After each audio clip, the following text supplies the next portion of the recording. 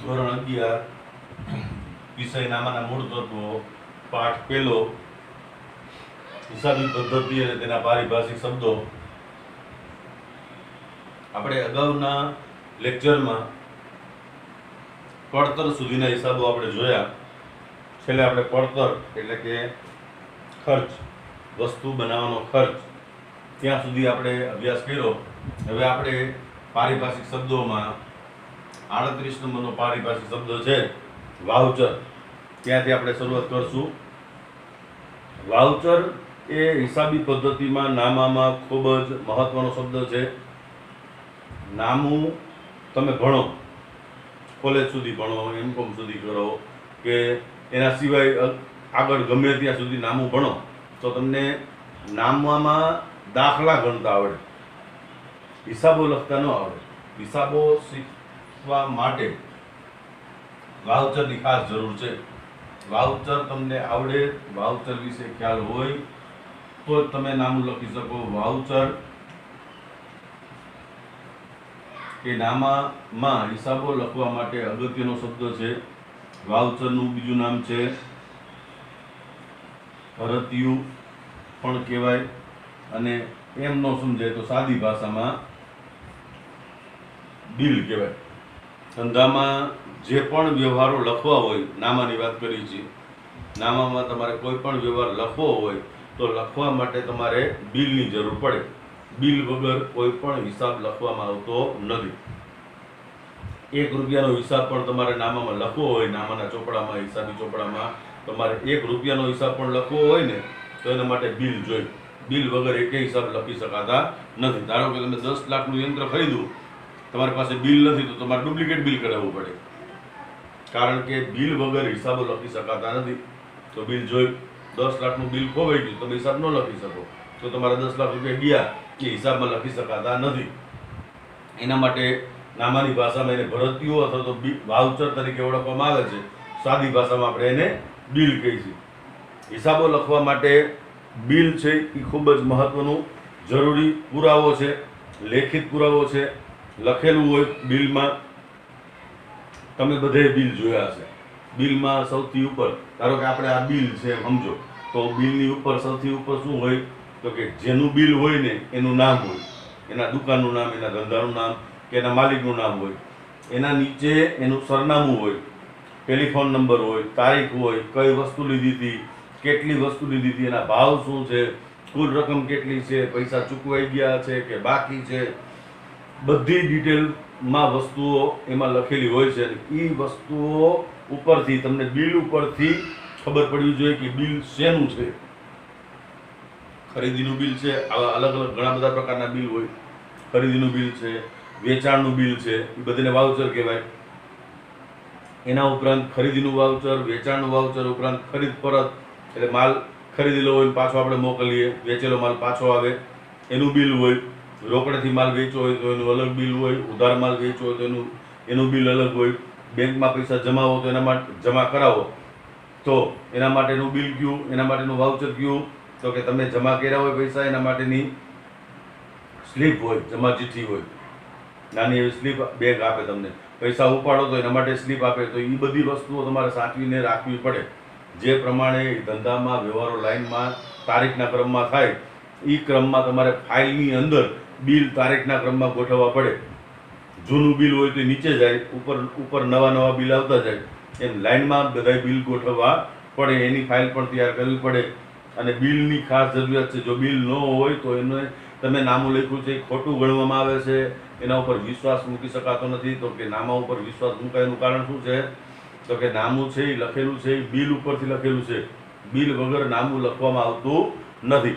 જેનું બિલ ન હોય એનું નામું લખવામાં આવતું નથી. બિલ વગર નામાના ચોપડે 1 રૂપિયાનો પણ હિસાબ લખી શકાતો નથી. એટલા માટે તો કે બિલ જરૂરી છે.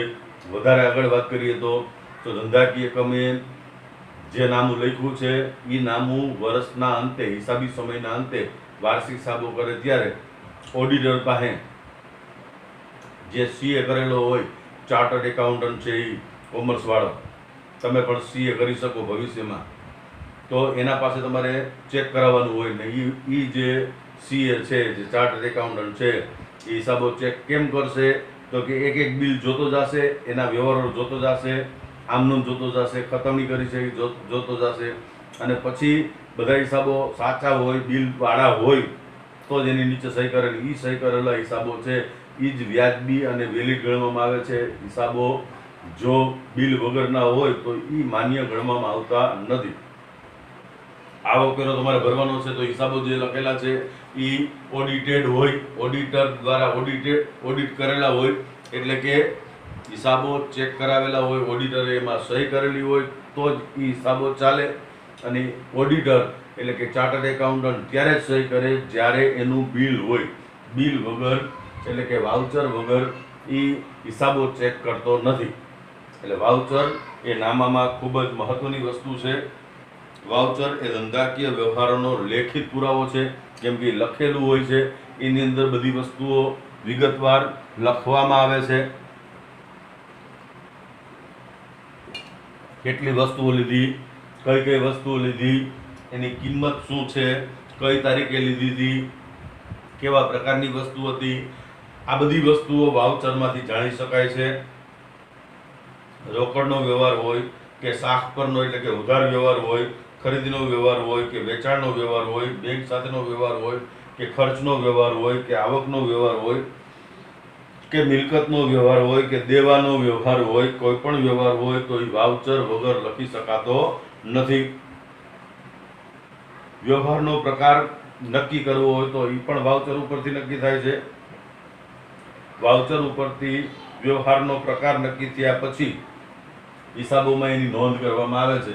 જો તમે વાઉચર ઉપરથી હિસાબનો જે વ્યવહારનો પ્રકાર છે, ઉધાર છે કે રોકડ છે, કયા પ્રકારનો વ્યવહાર છે, એ જો તમને ખ્યાલ ન આવે તો તમે હિસાબો ખોટા લખશો, અને ખોટા લખેલા હિસાબો વ્યાજબી ગણવામાં આવતા નથી.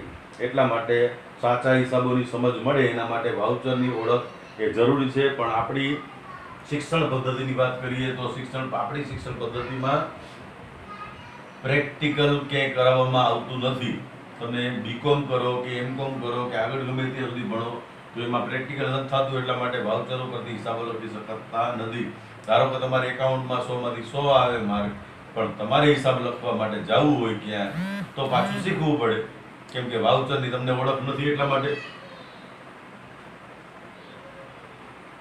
વાઉચર વિશે આપણે બીજા પાઠમાં વિગતવાર થોડો અભ્યાસ કરીશું. અત્યારે હવે આપણે વાઉચરને અત્યાર સુધી આટલું જેટલું સમજે એટલું રાખીએ છીએ. હવે આપણે વાત કરીએ છીએ વટાવનો. વટાવ શબ્દ ગુજરાતી શબ્દ છે. મોટા ભાગે આપણે ગુજરાતી શબ્દ આ શબ્દનો ઉપયોગ આપણે કરતા નથી. વટાવની જગ્યાએ આપણે મોટા ભાગે ડિસ્કાઉન્ટ શબ્દ વાપરીએ છીએ.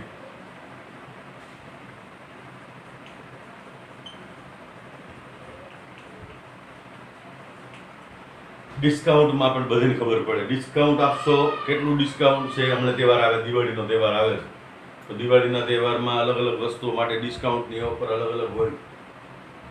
10% ડિસ્કાઉન્ટ ને 5% ડિસ્કાઉન્ટ ને 20% ડિસ્કાઉન્ટ ને 70% ડિસ્કાઉન્ટ ને આવા ડિસ્કાઉન્ટ બહુ હોય છે. એટલે આપણે મોટા ભાગે ડિસ્કાઉન્ટ શબ્દ જ વાપર્યો છે અત્યાર સુધી. પણ ખરેખર એને ગુજરાતીમાં વટાવ કહેવાય. આપણે વટાવ વિશે સમજવાનું છે. વટાવમાં વટાવ, વેપારી વટાવ, રોકડ વટાવ, મળેલ વટાવ, આપેલ વટાવ, આ બધા વટાવો સમજવાના છે. કેમ કે નામાની ભાષામાં, નામાના ચોપડાની અંદર હિસાબોમાં વટાવ શબ્દ વારે ઘડી આવે છે, તો એ આપણે ખાસ સમજવો પડે. વટાવ શબ્દ માલના ખરીદ વેચાણમાંથી ઉદ્ભવે છે. ખરીદ કે વેચાણની રકમમાંથી શરતોને આધીન એટલે નિયમો પ્રમાણે અમુક રકમ બાદ કરવામાં આવે છે અને બાકીની રકમ ચૂકવવામાં આવે છે. એ રકમ ચૂકવવામાં આવે છે એને ચોખ્ખી રકમ કહેવાય માલની. ધારો કે ₹100 છાપેલી છે, કિંમત, વસ્તુની કિંમત છાપેલી છે 100 રૂપિયા, અને ધારો કે 10% ડિસ્કાઉન્ટ આના ઉપર છે, 10% ડિસ્કાઉન્ટ છે, એટલે કે 10% વટાવ છે, તો 100 ના 10% એટલે 10 રૂપિયા થાય. તો આપણે ખરેખર દેવા કેટલા પડે? તો કે 90 રૂપિયા દેવા પડે, ચૂકવવા પડે, કેમ કે 10% ડિસ્કાઉન્ટ પડ્યું. તો 90 રૂપિયા ચૂકવીએ છીએ. આને માલની ચોખ્ખી રકમ કહેવાય. યાદ રાખવાનો છે શબ્દ, માલની ચોખ્ખી રકમ. આગળ ભણશું એમાં આ 11મા ધોરણમાં, જેમાં ખાસ જરૂર પડશે એની. એટલે આપણે 90 રૂપિયા ચૂકવવા પડે છે. તો આ જે છાપેલી કિંમત 10 છે, આપણે ઓછા ચૂકવા, તો જે ઓછી ચૂકવેલ રકમ છે એને ચોખ્ખી રકમ કહેવાય, અને જે રકમ ઓછી ચૂકવી છે, આ ઓછી ચૂકવેલ રકમને શું કહેવાય છે? તો કે વટાવ તરીકે ઓળખવામાં આવે છે. ખરીદી કે વેચાણ કરતી વખતે કુલ રકમમાંથી જેટલી રકમ ઓછી કરવામાં આવે છે કે ચૂકવવામાં આવે છે કે મળે છે ઓછી રકમ, એ રકમને વટાવ કહેવામાં આવે છે. વટાવના મુખ્ય બે પ્રકાર છે, એક વેપારી વટાવ અને એક રોકડ વટાવ. હવે આપણે એ બેની સમજૂતી મેળવીએ છીએ. વટાવ એટલે કે ડિસ્કાઉન્ટ, એટલે વેપારી વટાવ હશે કે રોકડ વટાવ હશે? વટાવ એટલે બાદ થાય જ રકમ. રકમ જે કુલ રકમમાંથી બાદ કરવામાં આવે છે એને વટાવ કહેવાય. એટલે વટાવની રકમ બાદ કરવામાં આવે છે. એમાંથી સૌથી પહેલા આપણે વેપારી વટાવની વાત કરીએ છીએ. વેપારી વટાવની રકમ કુલ રકમમાંથી બાદ થાય. હમણાં આપણે બાદ કર્યા કે ધારો કે 100 રૂપિયાની કિંમત હતી, એમાં 10 રૂપિયા બાદ કર્યા એટલે 90 રૂપિયા ચૂકવા. તો આ જે બાદ કરેલ રકમ છે એ વેપારી વટાવ છે. વેપારી વટાવની ચોપડે નોંધ કરવામાં આવતી નથી. આપણે માલ ખરીદો તો આપણે ઓછા 10 રૂપિયા ચૂકવા એટલે વટાવ આપણને 10 રૂપિયાનો વટાવ મળ્યો એમ કહેવાય. તો સામેવાળાનું વિચારો, 100 રૂપિયાની વસ્તુ એને વેચી, આપણે એને 90 આપ્યા એટલે કે એને 10 રૂપિયા ઓછા મળ્યા, એટલે કે એને વટાવ આપ્યો. આપણને 10 રૂપિયા આપણને ઓછા કરી આપ્યા એટલે કે એને વટાવ આપ્યો એમ કહેવાય. તો આ જે 10 રૂપિયા જે ઓછા કર્યા છે એટલે કે 90 રૂપિયા છે, તો કે આપણે ખરીદી રકમ કેટલા રૂપિયામાં વસ્તુ ખરીદી? તો કે 90 રૂપિયામાં. તો આપણે પણ હિસાબી ચોપડામાં 90 રૂપિયા લખશું, અને સામેવાળો વેચવાવાળો પણ એના હિસાબી ચોપડામાં 90 રૂપિયા લખશે. એટલે કે આ જે 10 રૂપિયા બાદ કર્યા એ બાદ કરેલ રકમને વેપારી વટાવ કહેવાય છે. વેપારી વટાવની નામાના ચોપડામાં નોંધ કરવામાં આવતી નથી. ખાસ યાદ રાખવું. પ્રશ્ન પણ પૂછાઈ શકે કે ભાઈ કયા વટાવની ચોપડે નોંધ કરવામાં આવતી નથી? તો કે વેપારી વટાવની ચોપડે નોંધ કરવામાં આવતી નથી. ગણતરી કરવામાં આવે છે, બાદે કરવામાં આવે છે. નોંધ કેટલી થશે? તો કે 90 રૂપિયાની. 100 રૂપિયા ક્યાંય દર્શાવવામાં આવતા નથી. 10% જે બાદ થયા એ રકમ બાદ કરવાની છે, ગણતરી કરવાની છે, પણ હિસાબી ચોપડામાં આ 10 રૂપિયાનો ઉલ્લેખ ક્યાંય કરવામાં આવતો નથી. માત્ર 90 રૂપિયાનો હિસાબ કરવામાં આવે છે. એટલા માટે એને વેપારી વટાવ કહેવાય. વેપારી વટાવની હિસાબી ચોપડે નોંધ કરવામાં આવતી નથી. તો હવે આ વેપારી વટાવ શા માટે ચૂકવતા હશે? આવી ગણતરી શા માટે કરવી પડે? નો ગણતરી કરે તો ન ચાલે? તો કે ના, વેપારી વટાવ છે એનું હિસાબી ચોપડામાં ખૂબ જ મહત્વ છે. હિસાબોમાં ખૂબ જ મહત્વ છે વેપારી વટાવનું. વેપારી વટાવ શું છે એની વાત કરીએ તો કે વેપારી વટાવ, ધારો કે આપણે એક વેપારી છીએ, આપણે અલગ અલગ કંપનીઓનો માલ, અલગ અલગ દુકાનનો માલ લઈ અને આપણી દુકાનમાંથી માલ વેચીએ છીએ. ધારો કે આપણે કોઈ પણ પ્રકારની વસ્તુઓ છે એમાં એ કંપનીની અને બી કંપનીની, બે કંપનીની વસ્તુઓ ખરીદીને વેચી છે. હવે વેપારી વટાવ છે શું કામ આપવામાં આવે છે? શું કામ નોંધ નથી કરતા? એની વાત નથી કરતા. આપણે આ વેપારી વટાવ છે શું મૂળ, એની વાત કરીએ છીએ. એ કંપની ₹100ની વસ્તુ આપણને 80 રૂપિયામાં આપે છે, એટલે કે આપણને 20 રૂપિયા ઓછા કરી દે છે. એટલે વટાવ કેટલો થયો? અહીંયા 20 રૂપિયા. આ કંપની ₹100ની જ વસ્તુ છે આપણને 90 રૂપિયામાં આપે છે, એટલે આ વસ્તુ આપણને 90 રૂપિયામાં મળે છે, આ વસ્તુ આપણને 80 રૂપિયામાં મળે છે.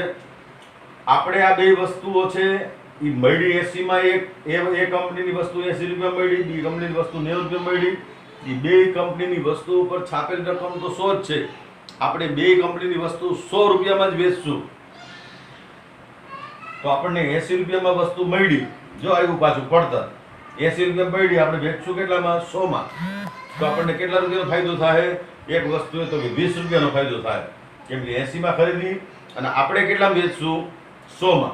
એટલે એને આપણને જે 20 વટાવ આપ્યો હતો ને એ આપણને ફાયદો થયો. આને 10 રૂપિયા જ વટાવ આપ્યો હતો તો આપણને 90 રૂપિયા વસ્તુ મળી. આપણે એ વસ્તુ 100માં વેચશું તો બી કંપનીની વસ્તુમાં આપણને 10 રૂપિયાનો ફાયદો થાય. તો આપણે શું કરશું? કઈ વસ્તુ વધારે વેચશું? તો કે આ વસ્તુ વધારે વેચશું, કેમ કે આમાંથી આપણને વધારે ફાયદો થાય છે. આ વસ્તુ આપણે ઓછી વેચશું, કેમ કે આમાંથી આપણને આના કરતાં ઓછો ફાયદો થાય છે. એટલા માટે વેપારી વટાવ ગણવામાં આવે છે. વેપારી વટાવ મહત્વનો છે. જે કંપની જેટલો વટાવ વધારે આપે એટલો દુકાનદારને વેચવા માટે વસ્તુ વેચવા માટે વધારે ફાયદો થાય છે. એટલા માટે આ વસ્તુઓ જેનો વટાવ વધારે એની વસ્તુ વધારે વેચાય બજારમાં. એટલે કે વેપારી શા માટે આવો વેપારી વટાવ આપે છે? તો કે પોતાની વસ્તુ વધારે વેચાય એટલા માટે. એટલે કે વેપારી વટાવ શેના માટે આપવામાં આવે છે? તો કે પોતાની વસ્તુ વધારે વેચાય એના માટે આપવામાં આવે છે. રોકડ વટાવની વાત કરીએ. આ વસ્તુ આપણને કેટલામાં મળી? આપણે હિસાબી ચોપડામાં આપણે ખરીદી એની વાત કરીએ છીએ. ખરીદી કેટલામાં કરી? 80 રૂપિયામાં. તો 80 રૂપિયામાં ચોપડે નોંધશું. 20 રૂપિયા વટાવ ચોપડે નહીં નોંધાય, કેમ કે વેપારી વટાવ છે. 100 રૂપિયાની વસ્તુ ખરીદી આપણે 90 રૂપિયામાં, તો આપણે હિસાબોમાં 90 રૂપિયા લખશું. આ બે માલની ચોખ્ખી કિંમત છે. હવે આને ભૂલી જાઓ, આપણે આને યાદ રાખો. હવે ધારો કે આના ઉપર હજી આપણને વટાવ આપવામાં આવે વધારે. ધારો કે આના ઉપર 20% વટાવ, 80 રૂપિયાના 20% કરો એટલે 16 રૂપિયા થાય, એટલે 64 રૂપિયા થાય. આ વસ્તુ આપણે જેના પાસેથી ખરીદી 80 રૂપિયામાં, હવે આપણે એમ કીધું હતું ભાઈ 80 રૂપિયાની આ વસ્તુ ખરીદી, આપણે જેટલા નંગ ખરીદા હોય એટલા પૈસા આપણે ચૂકવવાના છે. કેટલા? 80 રૂપિયા. હવે આ વેપારી, સામેવાળો વેપારી આપણને શું કહેશે કે જો તમે મને આ રૂપિયા રહ્યા, આપણે એને 6 મહિના પછી ચૂકવવાનું કીધું. આપણને એમ કે ભાઈ જો તમે મને આ રૂપિયા, તમે મને આ બિલના રૂપિયા તમે મને જો 1 મહિનામાં આપી દેશો તો હું તમને 20 રૂપિયા બીજો વટાવ આપીશ, 20% બીજો વટાવ આપીશ. તો કે આ બીજો 20% વટાવ રહ્યો, આ વટાવને રોકડ વટાવ કહેવામાં આવે છે. આ પહેલા વેપારી વટાવ બાદ કર્યો. વેપારી વટાવ બાદ કર્યા પછીની રકમ ઉપર ગણતરી કેની થાય? તો કે રોકડ વટાવની ગણતરી થાય. વેપારી વટાવ મૂળ કિંમતમાંથી વેપારી વટાવ બાદ કર્યા પછી જે રકમ વધે એના ઉપર જે વટાવ ગણાય એને કહેવાય રોકડ વટાવ. તો આપણે જો 1 મહિનામાં પૈસા ચૂકવશું તો આપણે 80 રૂપિયાને બદલે 64 રૂપિયા ચૂકવવા પડશે એક વસ્તુના. અને જો આપણે 1 મહિના પછી પૈસા ચૂકવશું તો આપણે 80 રૂપિયા ચૂકવવા પડશે. તો આપણે શું કરશું? તો પૈસા વહેલા ચૂકવી દેશું. તો રોકડ વટાવ શેના માટે આપવામાં આવે છે? તો કે રકમ ઝડપથી મળે એના માટે. આપણે માલ વેચો તો આપણો વેચેલો માલ આપણો ગ્રાહક એમ કે ભાઈ અમે 4 મહિના પછી પૈસા આપશું, તો આપણે એને કહી કે જો ભાઈ 15 દિવસમાં પૈસા આપીશ ને તો તને 10% બીજો વટાવ આપીશ. એટલે રોકડ વટાવ. એટલે કે રોકડ વટાવ શેના માટે આપવામાં આવે છે? તો કે ચૂકવણીઓ જે પૈસા લેવાના છે ને, ઉઘરાણીઓ ઝડપથી મળે એના માટે જે વટાવ આપવામાં આવે છે એને રોકડ વટાવ તરીકે ઓળખવામાં આવે છે. રકમ ઝડપથી મળે. આપણે જે પૈસા લેવાના બાકી છે એ મોડા મળે તો આપણે એના માટે અગાઉથી વ્યવસ્થા કરવી પડે. તો આવી વ્યવસ્થા ન કરવી પડે એના માટે આપણે વટાવ આપીએ છીએ. તો કે વેપારી વટાવ, પાછું ફરીથી રિપીટ કરું છું, વેપારી વટાવ શેના માટે છે? તો કે વેચાણ વધારે થાય એના માટે છે. અને રોકડ વટાવ શેના માટે છે? તો કે રકમ એટલે કે ઉઘરાણી ઝડપથી મળે એના માટે જે વટાવ આપવામાં આવે એને રોકડ વટાવ તરીકે ઓળખવામાં આવે છે. હવે આ રોકડ વટાવ રહ્યો એના જ 2 પ્રકાર છે. વેપારી વટાવ તો ચોપડે લખવામાં જ નથી આવતો, નોંધવામાં નથી આવતો, એટલે એના કોઈ પ્રકાર નથી. પણ જે વટાવ ચોપડે નોંધવામાં આવે છે, જે આના 16 રૂપિયા આપણે અહીંયા હમણાં જોયા, એ 16 રૂપિયા ચોપડે લખાય, હિસાબોમાં દર્શાવાય. જ્યારે જે વેપારી વટાવ રહ્યો એ ચોપડે લખવામાં આવતો નથી. હવે રોકડ વટાવ જે ચોપડે લખવામાં આવે છે એના 2 ભાગ પડે, એક મળેલો વટાવ ને એક આપેલો વટાવ. આમ તો જોવા જાવ તો એક જ છે કે આપણે માલ વેચો તો પૈસા ઓછા મળે તો આપણે વટાવ આપ્યો સામેવાળાને એમ કહેવાય, અને સામેવાળાને વટાવ મળ્યો.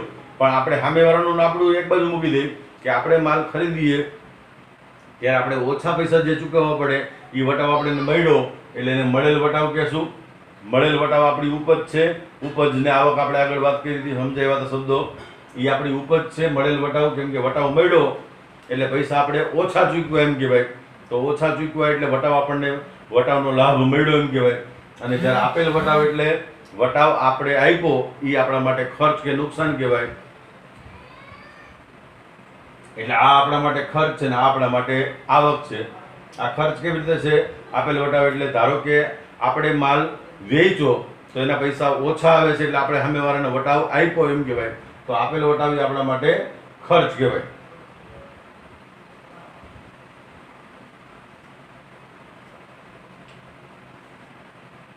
એના પછીનો શબ્દ છે ઘસારો. ધસારો નથી હો, ધસારો નથી. ધસારો એટલે કે એક હારે કેટલા બધા માણસો એક હારે આવી જાય ને તો એને કહેવાય ધસારો. માણસોનો દુકાનોમાં ધસારો હમણાં થાય. દિવાળી આવશે ને એટલે દુકાનોમાં માણસોનો ધસારો થાય, આવી પડે કેટલા બધા માણસો. આ ધસારો નથી, ઘસારો છે. ઘસારો એટલે શું થાય તો કે વસ્તુની કિંમતમાં કોઈ પણ કારણોસર જે ઘટાડો થાય એ ઘટાડાને ઘસારા તરીકે ઓળખવામાં આવે છે. ધારો કે યંત્ર એટલે કે મશીન, ધારો કે 1 લાખ રૂપિયાનું ખરીદ્યું, 1 વર્ષ સુધી આપણે કારખાનામાં એનો ઉપયોગ કર્યો, એનામાંથી વસ્તુનું ઉત્પાદન કર્યું. હવે 1 વર્ષ પછી આ 1 લાખનું મશીન રહ્યું, એ વેચવા જાય તો એને 1 લાખ ન આવે, રકમ ઘટી ગઈ, એની કિંમત વેલ્યુ ઘટી ગઈ, તો એ ઘટેલ રકમને શું કહેશું? ઘસારો. ધારો કે આને 1 વર્ષ પછી વેચવા જાય તો એના 90,000 રૂપિયા આવે, તો આ 10,000 રૂપિયા જે રકમ ઘટી ગઈ, કિંમત ઘટી ગઈ, આ ઘટેલ રકમને શું કહેશું? ઘસારો. શેના કારણે ઘસારો આવ્યો? વસ્તુના વપરાશ કરવાથી ઘસારો આવ્યો. ઘસારો કોઈ પણ કારણે આવે, વસ્તુની કિંમતમાં ઘટાડો થાય ને ઘસારો કહેવાય. તો ઘટાડો, વસ્તુની કિંમતમાં જે ઘટાડો થાય છે એ ઘટાડો માત્ર વપરાશને કારણે જ થાય એવું નથી, કોઈ પણ કારણે ઘટાડો થાય. ધારો કે તમે 20,000નો મોબાઈલ ખરીદવા ગયા ત્યારે 20,000 રૂપિયા તમે એને ચૂકવા હતા. 4 દિવસ પછી તમે એનો ઉપયોગ નથી કર્યો, ઘરમાં એમણે પડ્યો રહ્યો, તમે 4 દિવસ પછી પાછો એ દુકાનમાં જ વેચવા જાઓ કે કોઈ પણ વ્યક્તિને વેચો તો એના 20,000 પૂરા મળે નહીં, એની કિંમત ઘટી જાય. તો વપરાશને કારણે નહીં પણ સમયને કારણે પણ વસ્તુની કિંમતમાં ઘટાડો થાય તો એને પણ ઘસારો કહેવામાં આવે છે. કોઈ પણ કારણોસર વસ્તુની કિંમતમાં ઘટાડો થાય એને ઘસારો કહેવાય. હજી એના પછીના વર્ષની વાત કરીએ, એના પછીના વર્ષે એટલે કે 2 વર્ષ થાય તો હવે આ વસ્તુની કિંમત પાછી, આ જ મશીન 1 લાખનું મશીન હતું, 2 વર્ષ પછી લેવા જાઓ તો એના 70,000 રૂપિયા જ આવે. તો એનો અર્થ થયો 20,000 રૂપિયા પાછા એના ઘટ્યા, તો આને પણ ઘસારો જ કહેવાય. એટલે ઘસારો એટલે શું થાય તો કે વસ્તુની કિંમતમાં કોઈ પણ કારણોસર ઘટાડો થાય તો એને ઘસારા તરીકે ઓળખવામાં